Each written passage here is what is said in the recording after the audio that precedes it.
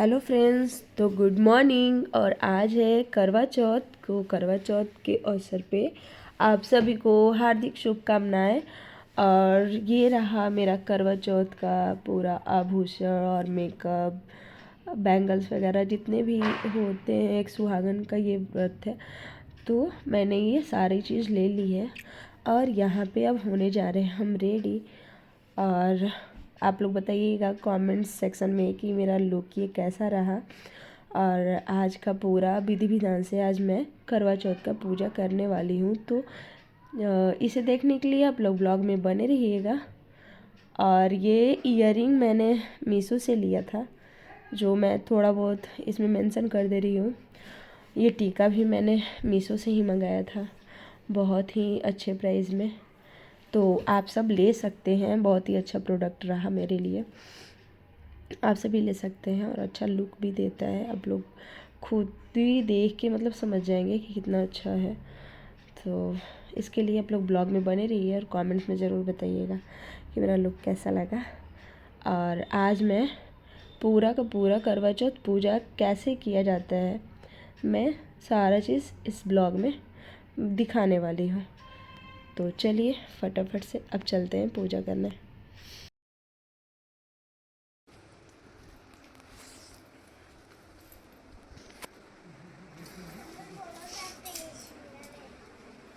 रुक जा रुक जा।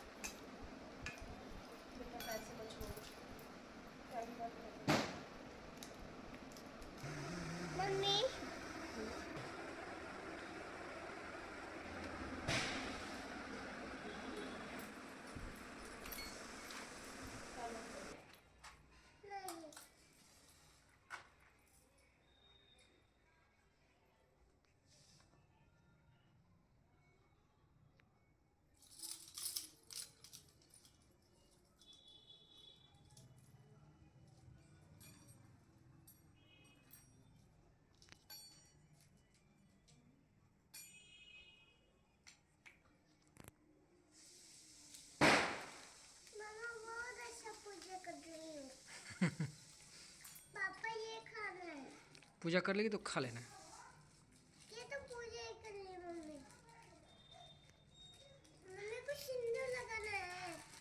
लगाऊंगा मैं।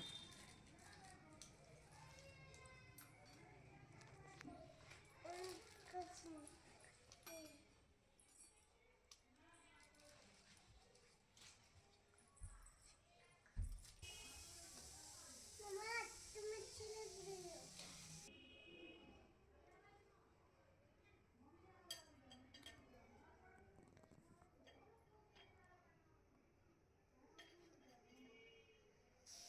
ये तो मम्मी पूजा कर ली, अब हमको यही खाना है। मम्मी ले लो, जो लेना है। बच्चों के लिए क्या है? इधर ही लगाना, नहीं रूम में मत ले जाना। हाँ ठीक। मम्मी मैं यही खा रहा हूँ। मम्मी मैं यहाँ बैठ के खा रहा हूँ। मम्मी यहाँ बैठ के खा रही हूँ।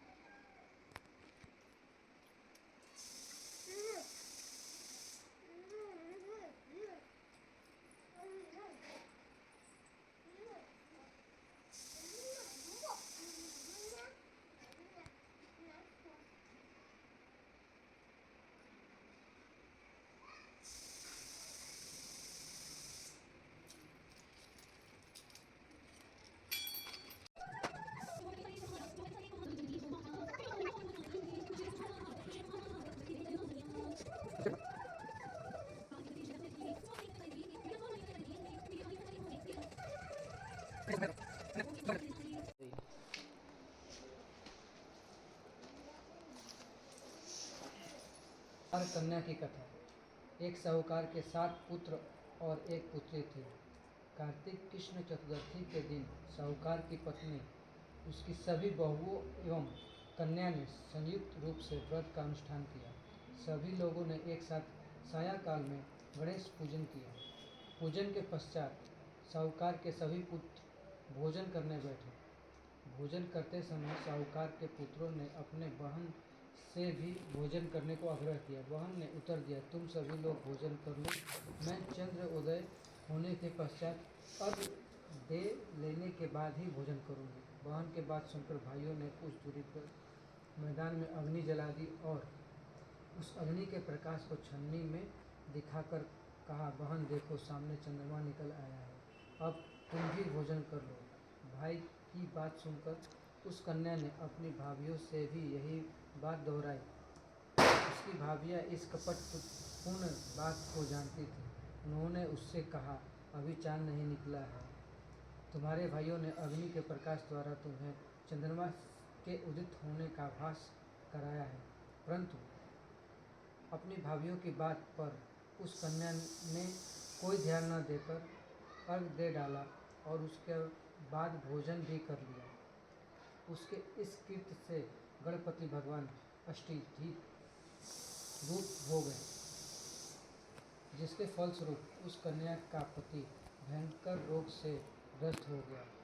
चिकित्सा आदि कराने में संचित धन नष्ट हो गया और वह अत्यंत शोकाकुल होकर कष्ट भोगने लगी। कष्ट भोगने के बाद जब उसे अपनी भूल का ज्ञान होता है तब बारंबार मन में पश्चाताप करने लगी। उसने अपने भूल के लिए गणेश जी से क्षमा याचना की और व्रत को पूर्ण भक्तिपूर्वक पूरा किया। उसकी आराधना से गणेश जी प्रसन्न हो गए, सभी कष्टों का निवारण कर उसे धन्य धान्य से पूर्ण कर दिया। अतएव इस व्रत को जो प्राणी विधि पूर्वक संपन्न कर लेता है उसकी सभी आशाएं पूरी हो जाती है।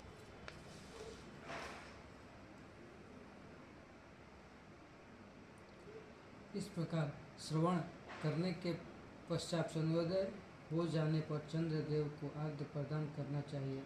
अर्घ्य में जल, पुष्प, अक्षत, चंदन एवं ऋतु फल को देना चाहिए। घी का दीपक जलाकर चंद्रदेव को दिखाना चाहिए। अर्घ्य दान काल में ओम चंद्राय नमः इस मंत्र का उच्चारण भी करते रहना चाहिए। इससे अनंतर 4 बार प्रक्रिया कर चंद्रदेव को दंडवत करें। इतना कर लेने के पश्चात घर में वृद्धजनों को भोजन कराकर स्वयं भोजन करें। पूजा काल में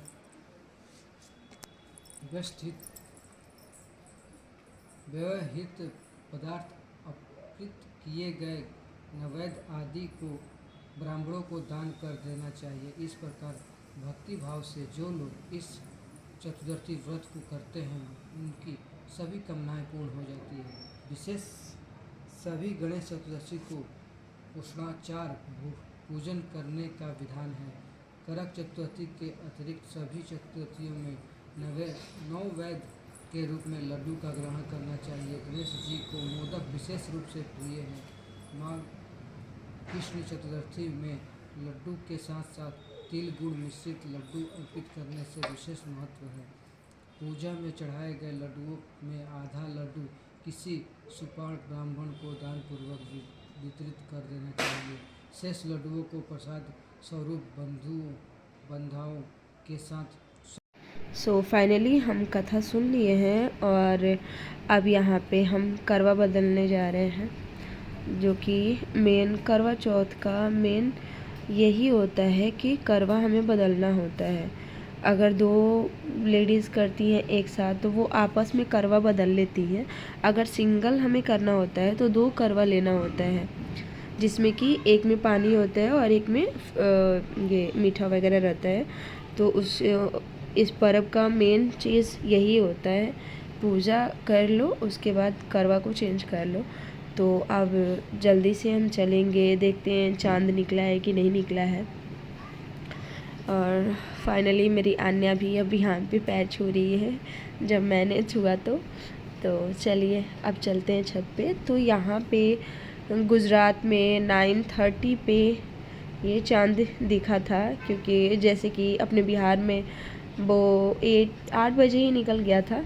तो कोई नहीं, तो चलते हैं अब यहाँ पे हम चांद देखते हैं और पूरा। तो यहाँ पे हम चांद को अर्घ दे रहे थे शाम के टाइम में। तो ये बहुत लोग कोई करता है, कोई नहीं करता है, तो कोई जिसको जैसे करना हो। बहुत लोग दूसरे विधि से भी करते हैं। तो हमारे यहाँ जैसे होता है हमने वैसे ही किया। तो यहाँ पे हमने 5 फल लिया था और उसके बाद मैंने अर्घ दिया चांद को। फिर उसके बाद तब मैंने अपने हस्बैंड को देखा और चांद को देखा, फिर उनका पैर छुआ और इसी विधि विधान से मेरा करवा चौथ संपूर्ण हो गया। और बहुत ही अच्छा लगता है करवा चौथ फेस्टिवल करने में। तो चलिए आप लोग देखिए और बहुत सारा प्यार दीजिएगा। बाकी जितनी सारी लेडीज़ हैं सब लोग मेरे कैमरे में पीछे में दिख रहा होगा, और लोग भी कर रही थी वहाँ पे। तो चलिए इसी तरीके से करवा चौथ मेरा इस बार का पूरा हुआ। मैंने जब से शादी हुई है तब से ये दूसरी बार करवा चौथ किया है। ये मेरा दूसरा चांस है। एक बार ससुराल में किए थे और इस बार मैं गुजरात में कर रही हूँ, क्योंकि मैं अकेली हूँ, मैं घर पे नहीं हूँ। तो कोई नहीं, यहाँ पे भी अच्छा लगा। तो चलिए